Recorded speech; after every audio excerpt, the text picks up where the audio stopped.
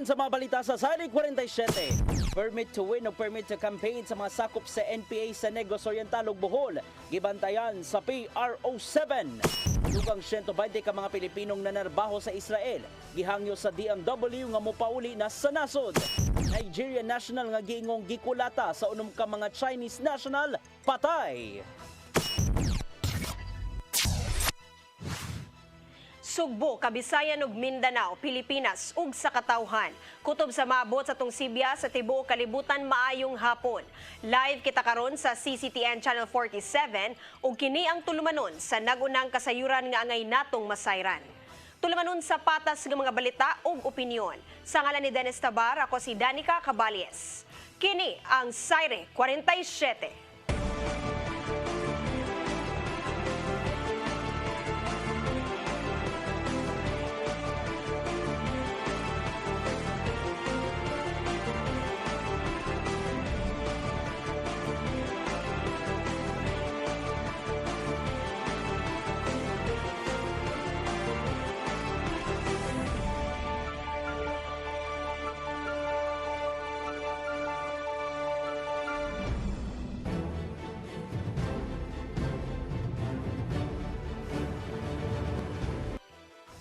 O karon sa kumpletong detalye sa mga balita.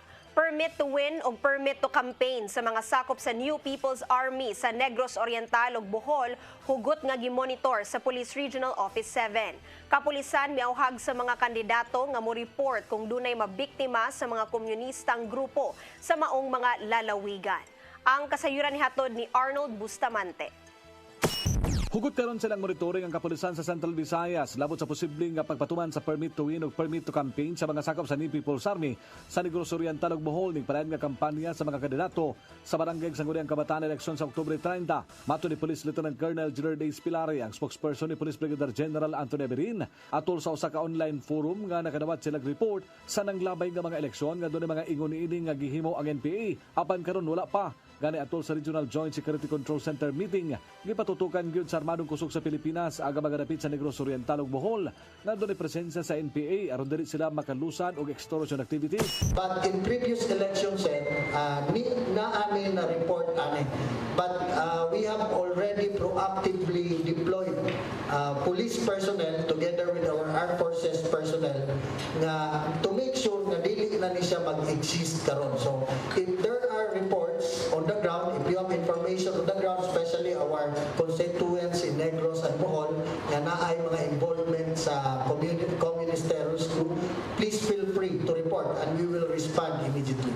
Lagim silang gihingusgan karon ang Uplan Kontra Bigay program sa Commission on Election, di nilang abagan ang maong ahensya sa pagdakop nadto nga mga kandidato nga mamalit og boto, lagip na ang mobaligya silang boto. Ubos sa kamanduan sa Comelec mahimong dakpon dayon ang masakpan nga mitunol og kwarta ngadto sa usa ka botante, lakip na ang midawat ni ini. Actually, we have been briefed by Comelec about the intensified Kontrabigayan program of the Commission on Election. And there will be a committee in each municipalities and cities to be headed by the election officer. And the role of your police will be to conduct police operations. Example na ay in flagrante delicto or code in the act makita nga nagpalit or nagbaligya of votes, then we will be conducting arrest and apprehensions. So pwedeng dakot, sir? Yes, that was the instruction, of course, under the direction of the election officer. Usa silang gipangandaman ang posibleng pagsaka sa krimen atol sa adlaw sa botasyon. Sanglit katutok man ang kapulisan sa BSKE apan gipasaling ni Pilari nga doon pay daghang mga pulis personnel nga gitahasan nga mapatuman sa anti-criminality. Walay nadawat nga hulga ang kapulisan apan bisan pa man niini, wala sila mo kumpiyansa nga tungod ini tanang vital installation ang gipangbantayan. Well, sa atong monitoring, we have conducted a series of monitoring meetings. We do not have actually any particular threat, no? Except of course kining mga usual crimes na mahitabo. Because even if it's election, ang inyong kapulisan nagbantay po na sa ordinary or naghimo po na sa ilang ordinary na police work. Crimes against persons, crimes against property, atong gitanaw ang burglary, basig mo taas, gitanaw sa nato ang robbery incidents because of the economic activity during that time. Arnold Bustamante, CCTV News. Comelec Cebu Province andam na alang sa ipaygayong barangay ug sangguniang kabataan election sunod semana. Tungod niini aduna sila'y pahinumdum sa mga botante ug mga kandidato. Ang kasayuran nihatod ni Gian Navarro. Gisiguro sa Commission on Elections Cebu Province ang hapsay, malinawon, inclusive ug gender sensitivity nga barangay ug SK elections karong Lunes, Oktubre 30. Sa Saka News Forum, gibutyag sa tigbamaba nilang si Omar Mamalinta nga nahatag na ang election paraphernalia ngadto sa tagsatag sa ka mga LGU sa Sugbo. Gipaubos na usab sa final briefing ang mga magtutudlo isip mga sakop sa Electoral Board. Gipainomduman sila sa mga angay nga buhaton gikan sa pagbotar hangtod pag-ihap sa mga boto ingon man deklarasyon sa mga mananaog. Ning panahona, mas gitagan nilang pagtagad ang mga piniriso, senior citizen ug persons with disability aron makabotar sud sa tagsatag sa ka mga presinto. Karong andam na sila, may painomdom ang Comelec nga paimuslan ang pagpili sa mga haom nga kandidato sugod alas 7 sa buntag hangtod alas 3 sa hapon. Importante na itong nag-edad of 18 to 30 years old. Adult sila mo dapat ang duha ka balota, one for ST and one for barangay. Dili isay challenge yun no, kay basin malimtan no nga, pwede di ay. Sahin po ka ayaw magikabutan si SJC, 18 to 30 years old, di ba? Subli gipainomdoman sa Comelec Cebu Province ang mga kandidato nga hangtod Nobyembre 29 lang ang pagsumiter silang Statement of Contributions and Expenditures kun SOSE. Kini aron masuta pila ang ilang gipanggasto atol na silang pagpangampanya. Ubos sa kasamtangang balaod, ana sa 5 pesos matag botante ang spending limit sa mga kandidato. Ang stricto bata, stricto gihapon because we require them to submit that on or before the date of the filing of the SOSE. No? So when it comes to the prosecution of cases in case dili ka submit, so that is up for the Comelec Law Department.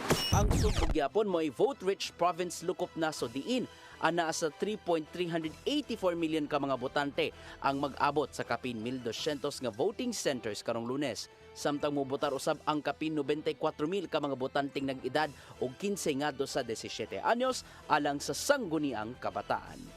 Gian Navarro, CCTN News. Cebu City Treasurer's Office sa nangandam na alang sa pag-apod-apod sa pag-deliver sa mga election paraphernalia alang sa barangay ug sangguniang kabataan election karong Lunes. Ang kasayuran nihatod ni Shariza May Uy.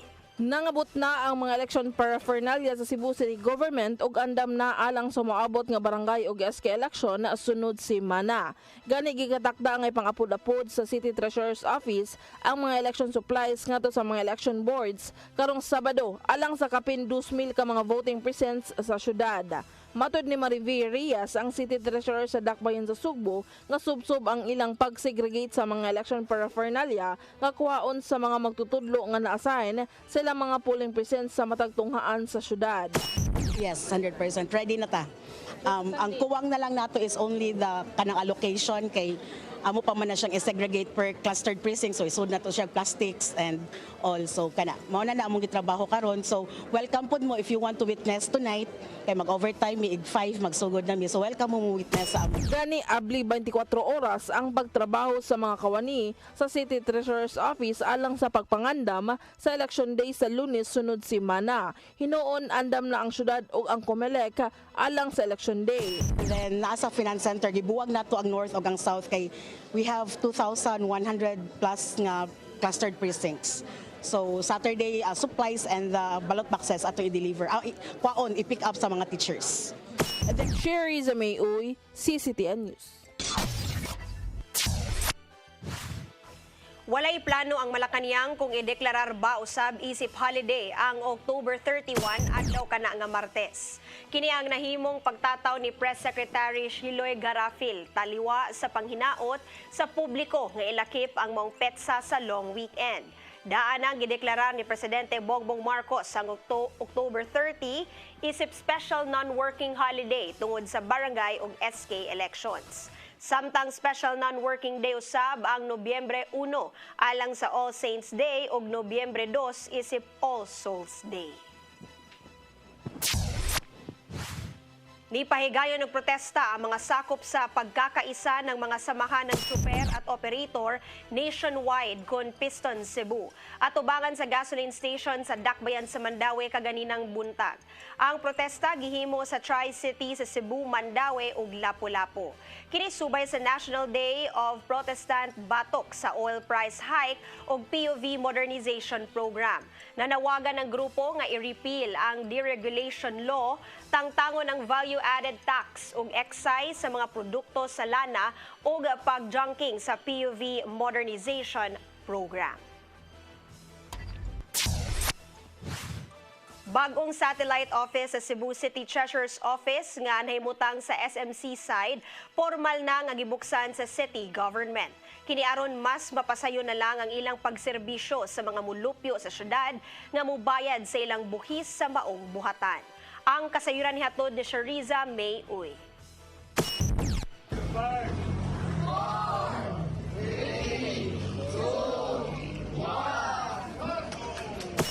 Hingpit nga gibuksan na sa Cebu City Government ang bag-o nga satellite office sa City Treasurer's Office South District nga nahimutang sa SMC side. Gisugdan ang kalihukan pinaagi sa ribbon cutting nga gipangluhan ni Cebu City Mayor Michael Rama ug sa mga konsehal sa Dakbayan sa Sugbo. Gisunod dayon ang blessing sa bag-o nga satellite office nga mo-cater sa mga clients nga magbayad og buhis sa syudad. Matod ni Mariví Rias, ang City Treasurer sa Dakbayan sa Sugbo, nga ang pagbukas nila sa bag-o nga opisina sa city o dako kini nga tabang nga mapaduol ang bagbayad sa buhis ilabi na sa mga taga South District sa syudad. Atong service karon is mainly on the business taxes side pa. And then the business permit and licensing office under the office of the mayor is naapod din ni karon. Kay mura man na siya kanang sa IBOS gali, di ba? So naagi na sila magkuyo gid na. So we also have the miscellaneous payment, the sedula, mulok atong sedula o mubayad og mga miscellaneous. So naa din ni karon. And sooner if maka-expand nami, we will have the real property taxes pod payments i-cater na mo diri. Sagad nga dawaton nga mga bayad sa buhis mao ang business taxes, business permits, sidula og miscellaneous sa syudad.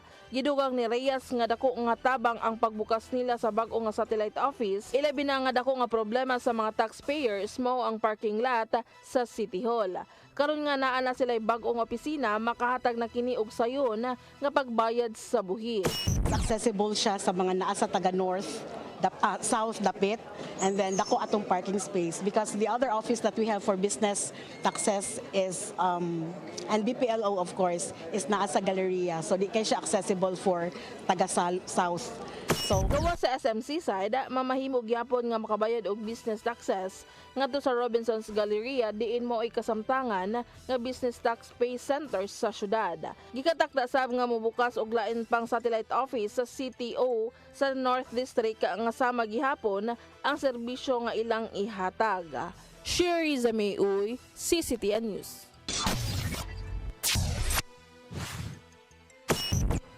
Musunod, dugang 120 ka mga Pilipinong nanarbaho sa Israel, gihangyo sa DMW nga mopauli na sa nasod.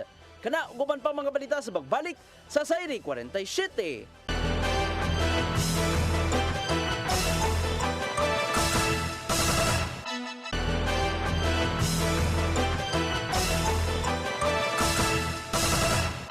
Balik sa atong mga balita. Dugang 120 ka mga Pilipinong nanarbaho sa Israel ang gihangyo sa Department of Migrant Workers nga mopauli na lang sa nasod. Pinaagi kini sa gitanyag nilang repatriation. Ang kasayuran ni hatod ni Gian Navarro.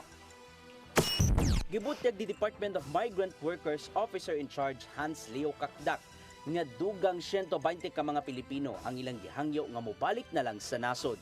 Pinagi kini sa pagpaimos sa repatriation kung diin ang kagamhanan sa Pilipinas may muatiman sa mga OFWs dito gigad na sa pagpauli hangtod na sa pagbalik. Taliwa kini sa nagpadayong kagubot tali sa Israel og militanting Hamas diin dibuan na ang nangakalas. Matod ni Kakdak giproseso na nila ang repatriation requests sa 120 ka mga OFW ug kapila silang nanawag alang niini. Kini aron masiguro usab ang maayong pagbiya sa mga nanarbaho ngadto sa mga tagsa-tagsa nila ka mga employer sa Israel. Sa kasamtangan, anaa sa 60 ka mga Pilipino nga namuyo sa Israel ang namalik na dinhi sa nasod, humanipay mo sa repatriation. Alang sa ubang OFWs nga mopaymos nini, lauman ang tabang gikan sa managlaing ahensya sa kagamhanan, sama lang kini sa livelihood and financial assistance ingon man psychosocial services. Gian Navarro, CCTN News. Mipasalig si Mayor Michael Rama nga makadawat usab og Christmas bonus ang mga job order employees sa Cebu City Hall sa dili pa ang Disyembre ning tuiga. Apan wala kini mutugan kung pila ang ilang ihatag ngadto kanila.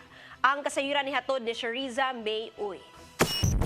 Gibutyag ni Cebu City Mayor Michael Rama nga makadawat gihapon og Christmas bonus ang mga job order employees sa dakbayan sa Sugbo. Kini may gipibalo ni Rama human nga mianunsyo nga makadawat og 35,000 ang mga regular ug casual employees sa City Hall isip bilang Christmas bonus. Vice Mayor was also stressing dugay na gusto sa matagaan ng job order ay firman job order pero dili necessarily 35,000 lahi magunang classification sa mga empleyado. So, Apan wala mutugan ang mayor kung pila gyud ang madawat sa mga job orders tungod kay iya kining itugyan ngadto sa konseho sa dakbayan sa Sugbo ug sa Local Finance Committee. Ganit dili na bago alang sa kadaghanan nga makadawat og Christmas bonus ang mga job order employees sa City Hall kay kini mao na sab ang naandan ni Rama sukad pa sa una pa niyang termino. to bring it to them kay adto po magunihatag ang po nila nga tagaan na to at least matagaan na but let the sanggunian, let the local finance determine pila yung mahatag. But ni Rama nga marilis ang bonus sa mga job orders sa dili pa ang Pasko. Sherry Zamay-Uy, CCTN News. Nagtinabangay kagahapon ang mga telecommunication company sa syudad sa Lapu-Lapu aron sa paghawan sa mga spaghetti wires sa mga poste. Ilang gihawanan gikan sa mga nagkumbitay nga linya sa kuryente ang mga poste sa dalan ML Quezon Highway sa Barangay Paho. Kinisubay na sa kamanduan ni Mayor Junior Dahong Chan, din apil nga iyang gipatabang ang mga sakop sa clearing team aron limpyo kining tan-awon hilabi na sa mga mobisita nga turista. Gawas ni ini, risgo usab ngadto sa mga motorista ug sa publiko. Ang mga nagkumbitay nga linya sa kuryente diin posibleng magdala kini og disgrasya.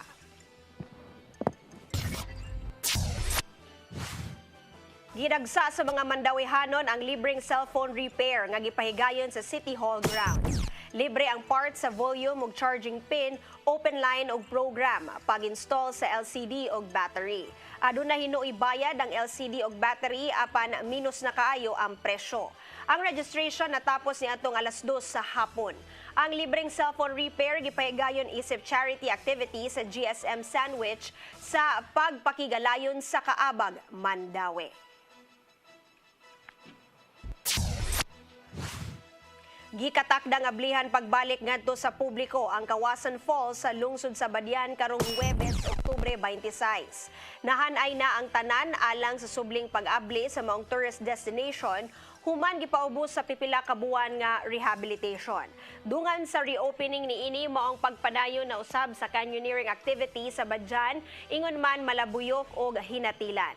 Giandam na sa Kapitolyo ang mga lagdang ipatuman ngadto sa mga canyoneering and tour operators aron masiguro ang kaluwasan sa mga turista.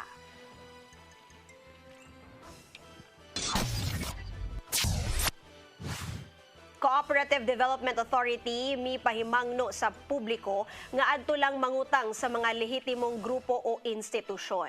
Nabantayan nila nga nagkadaghan na ang mga biktima sa online pautang nga nisangpot usab sa pagpanghulga. Ang kasayuran ni hatod ni Gian Navarro. Atol silang pagbisita dinhi sa Sugbo, nabantayan sa Cooperative Development Authority nga nangakatap na ang mga online pautang karon. Apan ang ilang gikabalak-an mao ang kadaghan sa mga nabiktima sa dili lehitimong pautang diin grabe kataas ang interes og nisangpot usab sa pagpanghulga. Mato di Undersecretary Joseph Encabo nga ang mga dili lehitimong pautangan dili maayo ang ilang credit portfolio. Gani aduni uban nga wala gayod na rehistro sa Securities and Exchange Commission ug sa ubang hingtungdang ahensya. Maong nitambag siya sa publiko nga adto lamang sa mga lehitimong pautang sama na lang sa mga kooperatiba nga rehistrado ug kasaligan. Huwag kayong basta-basta lang na porket nadadala tayo sa mga aesthetics ng mga online program na yan, online pautang na yan, talagang kakagat-kagat tayo. But you know, there are a lot of ways how to avail of good loans, legitimate loans, and reasonable interest.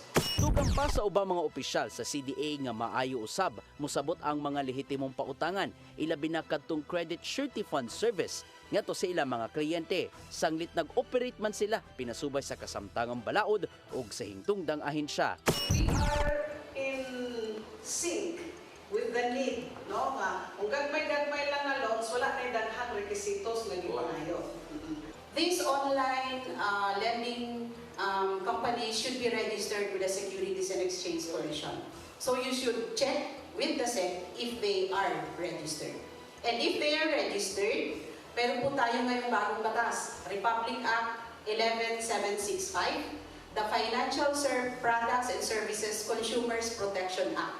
Ana sa Subo ang mga opisyal sa Cooperative Development Authority alang sa unang National Credit Surety Fund Cooperative Congress. Kitambungan kini sa kapin 400 ka mga opisyal sa managlahing kooperatiba lukop nasod. Hisgutan sud sa duha ka adlaw ang mga isyung nalambigit sa maatag kooperatiba ingon man ang mga balaod nga nagpuloyo ni ini. Gian Navarro, CCTN News. Musunod, Nigeria National nga giingong gikulata sa unom ka Chinese National patay. Kana uguban pa mga balita sa pagbalik sa Sayri 47.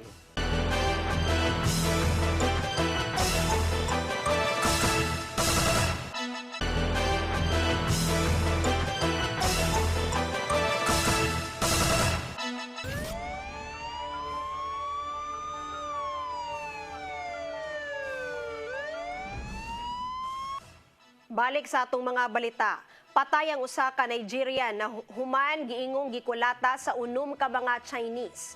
Gipasanginlan ang biktima nga gipanamastamasan sa usa ka Chinese apan hugot kini nga gimakak sa kapuyo sa Nigerian nga giingong gusto ra kuhaon ng sweldo tungod muhawa na kini sa trabaho. Ang kasayuran ni hatod ni Mary Rose Sagarino. Padayon ang manhunt operation sa Mandawi City Police Office sa pagpangita sa unom ka mga Chinese nga giingong nikulata og nakapatay sa usa ka Nigeria National sa Barangay Alang-Alang ni atong Oktubre 21. Ang Nigeria National giturn over pa sa mga suspect sa Police Station 1 ni atong Sabado apan nakuyapan kini maong gida sa Mandawi City Hospital nga gi-refer usab sa Chonghua Hospital diin gideklarar kini nga dead on arrival. According sa witness natin, itong Nigerian National refused to work doon sa trabaho nila, and allegedly again, according sa mga Chinese national, he was suspected of molesting doon sa kasamang Chinese national na babae. So accordingly sa ating mga witnesses ngayon, sinabi na binugbog daw umano itong Nigerian national sa kabilang kwarto. So binugbog, wala, hindi na nila actual na nakita, or we cannot give you the detail kung paano binugbog. Basta ang suspected namin na cause ng pagkamatay sa Nigerian National is yung mga bugbog na natamo niya sa katawan. Hindi pa natin matukoy talaga kung ano yung ikinamatay, pending doon sa resulta ng autopsy natin, which is being done this morning. Ang Nigeria National gipasangilan sa mga Chinese nga ni sexually harass sa ilang kauban apan hugot kini nga gihimakak sa kapuyo sa biktima. Hindi po totoo na hinaras ng boyfriend ko ang Chinese na boss namin na kaya nila binugbog. Wala pong katotohanan lahat ng mga sinasabi nila. Ma'am, ano po ba yung totoong nangyari? Sa ngayon po, hindi po muna ako magbibigay na kahit anong detalye kasi hindi pa po napafile yung case. Siguro po at saka hinintay pa po namin yung chief ng Nigerian Embassy. So kailangan ko rin po muna silang punan ng advice bago po ako maglabas ng kahit anong detalye. Ang biktima og si Dayan og uban pa nga mga kauban niini nga adunay nagkalain-lain nga nationalities. Ang gihire nga empleyado sa Chinese isip usa ka call center agent. Sila ang na-rescue sa Mandawi City Police Office. Sigon sa tigpamaba sa Mandawi City Police Office, nag-verify pa nila kung legal ba ang negosyo o pagpuyo sa maong mga Chinese sa Pilipinas. Mo pa na ato ang gi-verify mo. We cannot say kung unsa gyud status nila silang pag-stay o pagtrabaho nga rin kay wala pa ta nakadawat og official statement coming from the without verifications gikan sa Bureau of Immigration. Kung legal pa ni sila nga nagtrabaho nga rin or unsa status sa ilang employment. Samtang padayon sa pagpangita sa mga sospek, napasaka na ang kaso nga murder batok kanila. Nakahatag nga usab sila og impormasyon og hulagway sa mga suspitsado ngadto sa airport og mga pantalan aron makalikay nga makaikyas. Posible usab sila nga mapasakaan og kasong human trafficking kung mapamatud-an nga dili legal ang ilang negosyo. Mary Rose Sagarino, CCTN News. Sakop sa usa ka dakong sindikato sa kidnap for ransom sa mga Chinese national nga nagbase sa Metro Manila nadakpan sa gihimong follow-up operation sa kapulisan sa Bohol. Kinihuman nga managit og usa ka negosyanteng insik didto sa Panglao kagahapon. Ang kasayuran ni hatod ni Arnold Bustamante. Nasikop sa gihimong follow-up operation sa mga sakop sa Provincial Intelligence Unit sa Bohol Police Provincial Office ang unom ka mga sakop sa Kidnap for Ransom Group nga nagbase sa Metro Manila. Human sila managit og usa ka 53 anyos nga negosyante insik alas 8:45 gani ng buntag dito sa Barangay Poblasyon lungsod sa Panglao. Ang mga suspitsado na ilan sila mga pangalan pinagi sa lisensya ug ID nga mo silang Hong Chan Fu kasamtangan nga nagpuyo sa Rojas Boulevard, Ermita, Manila. Deng Ruyu, 34 anyos, taga Sikwang Nanchong. Wang Li, 33 anyos, nga taga Jianshu Wuchi. Long King King, 34 anyos, taga Kishu BA. Og aga duha ka mga Pinoy nga sila nga Robertson Jeremy Atienza, 25 anyos, nga taga 2nd Street, Vimapa, Santa Mesa, Manila. Og Junel Dave Olaires, 23 anyos, nga taga Pasay City. Madampuson sab nga na-rescue sa mga pulis ang biktima nga naa karon sa kustodiya sa kapulisan sa Bohol PNP. Samtang ang unom ka mga suspitsado pareho pa nga gikuhaan silang pamahayag. Mato ni Police Lieutenant Colonel Gerard Espilare, ang spokesperson ni Police Brigadier General Antonio Abirin, hepe sa Piero 7 nga nadawat sa kapulisan sa Bohol ang impormasyon may kalabutan sa pagdagit sa kanegosyanteng insik nga babay nga tungod ini mihimo dayon sila gadali nga investigasyon pinagi sa pag-backtrack sa mga kuha sa CCTV camera human magkuha ang tanang kasayuran dali nila nga natultulan ang nahimutangan sa mga suspitsado ug madampuson nga naluwas ang biktima apan nakahatag yun matod pa kining dakong kantidad ang pamilya niini nagkuha sa mga operatiba aga mga armas sa mga suspect 5 ka cellular phones, handheld radio, lisensya nga iya sa mga nagdagit ug ubang pang kagamitan ug kwarta. Yes, no, according to the initial report from the Bohol PPO, naka-release gyud ang family sa victim o ransom through bank transfer. Because murag gidala man nila in a specific area, gitawgan ang family, nakahatag yun, kining tanan i-consider sa pag-file sa kaso. Sir, kaning Chinese national, like pila sila ka days or weeks ka kidnap or nasa ilang custody ang kaning biktima? Actually, na-report is gahapon nga last seen siya nawala. Then after a day na kuha na po na to, na-rescue na po. Ngano daw sir, yun ang biktima? This is initially this is a kidnap for ransom case. So nangayo og ransom ang mga suspitsado unya tungod sa abtik nga pagresponde sa atong kapulis. Ang pagkasikop sa mga mga suspitsadong nagpasabot lang kini nga aga mga kriminal walay luna sa Central Visayas sanglit makaduha na kini kahigayon nga dunay panagit nga nahitabo sa mga langyaw din aga mga suspitsado pulos na gadak. Well, of course, this is not the first time that Pro 7 was able to rescue a kidnapped victim. If you can remember, in Mandawi, we were also able to rescue and arrest the suspect. So, siguro, ang atong message sa mga nagplano, daotan, labi na nga mag-victimize sa mga turista or sa mga foreigners dire, dili mo pwede magbuhat ana dire sa Central Visayas because we have a police force nga abtik og andam mo responde og mo solve ani nga mga kaso. Gipaubos sa briefing sa PNP ang biktima nga gihulagway ni Pilare nga napa sa trauma ug nagkalayo na sila sa pamilya niini nga naa sa nasod sa China. Arnold Bustamante, CCTN. Nasuta sa investigasyon sa PNP-CIDG nga ang mga gipiyapi nga butane canisters sa usa ka warehouse sa Konsolasyon ibaligya ngadto sa China. Ang kasayuran ni hatod ni Fatch Anthony Inso.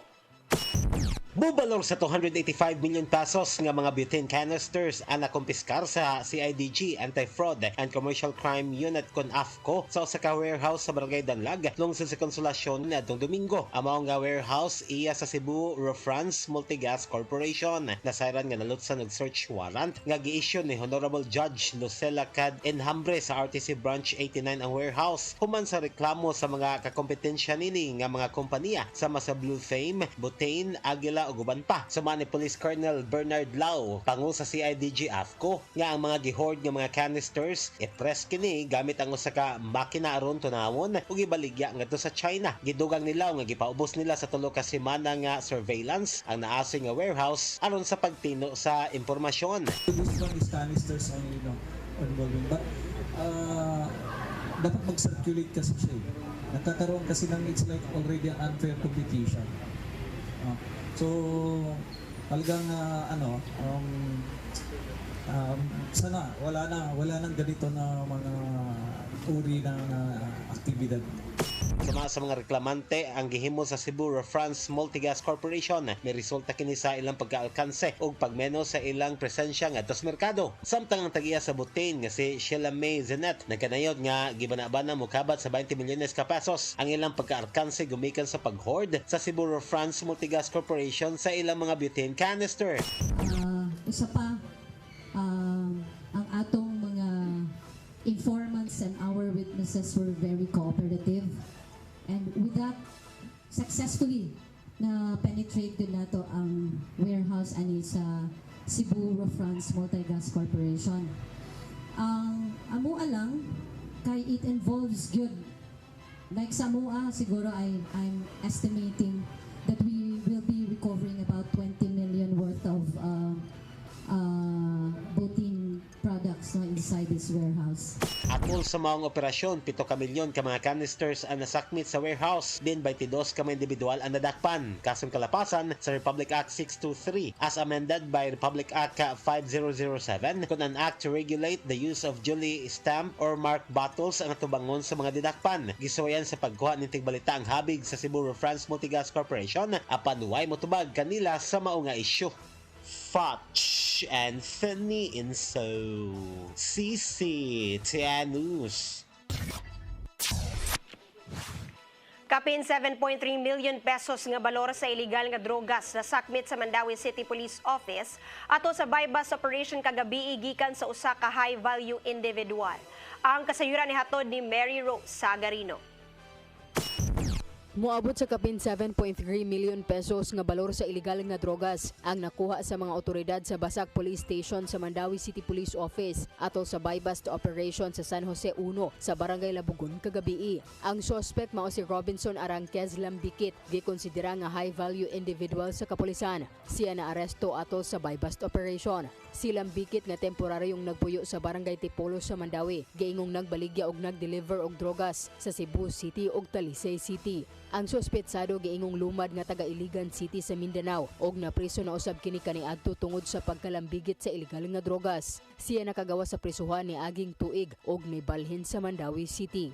Gisuta pa kung kinsa ang source ni ini sa illegal nga drogas. Padayon og hugot ang operasyon sa MCPO batok sa illegal nga drogas. Kinilabi pa nga nagkaduol ang barangay ug sangguniang kabataan elections karong Oktubre 30. Na palapit na ang election o elections 2023, dapat dili lang ta mag sa isa ka aspeto kundi tanan-tanan to include the illegal drugs para pag-abot sa D-Day ng election nato at least ba hanay o may peace and order. Mary Rose Sagarino, CCTN News. Mao kadto naglangkob sa ato mga balita sa Saire 47. At ang iyang lamdag ni Tatay Dodong Limchua nga musunod karon dayon. Sa ngalan ni Dennis Tabar, ako si Danica Caballes. Hangtod ugma sa inyong paboritong tulumanon. Saire 47.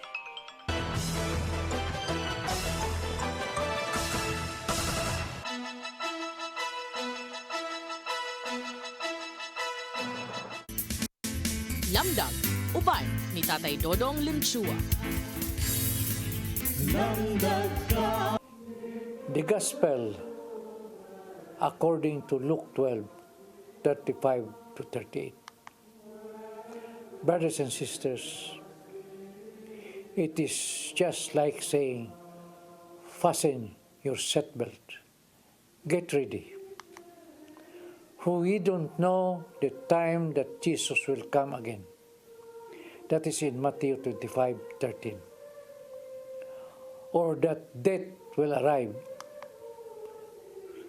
We would always be ready to meet our Creator.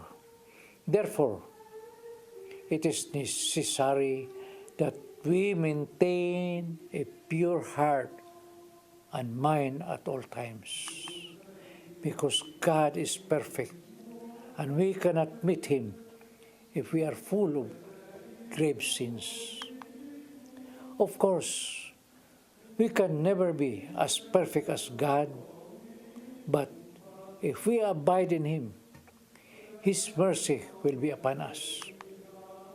Mga kaigsunan, may I remind all of us, kitang tanan, to light our lamps. It means let your light shine. Do not hide it. It is a sin of omission when there was darkness and you did not give the light. Matthew 5:14-16. Be like servants who awaits their master's return. There is a virtue in waiting. It will create patience and perseverance. More importantly, it gives us time to prepare. May we have that attitude of longing to finality. Be with Him forever. This verse is in contrast to the parable of the prodigal son, wherein the father was the one who waited for the return of his son. Now, while we get ready to meet our Creator, let us continue to glorify God, who is patiently waiting for the return of His prodigal children. Being ready for the Lord was a big theme for the writers of the Gospel.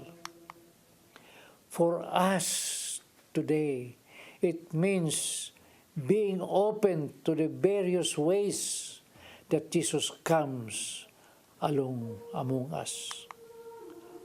One way is in the different situations in which we find ourselves alive in love, understanding, care, and compassion and prayer.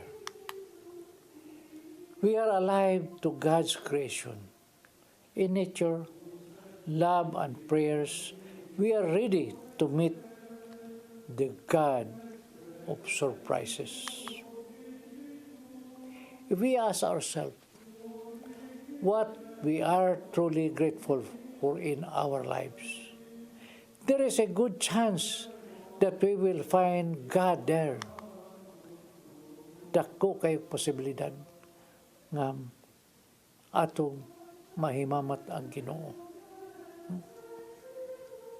Uban lamang kaniya kanunay. Let us pray. In the name of the Father, of the Son, of the Holy Spirit. Amen. Lord Jesus, we ask you to be always with us so that the road to heaven will be always open for us to walk. In that path, going there, although it is full of turns, it is a rocky road, but we know that you will give us a strong shoes to walk that path to reach to the heaven, to the eternal life that you promise. Just give us all the strength that we will always be in your path, that nobody can snatch us away from you. And Mama Mary, guide us always. In Jesus' name. Amen and amen. Sa ngalan sa Ama, sa Anak, sa Espiritu Santo. Amen. Salamat mga kaigsunan. See you tomorrow. Shalom.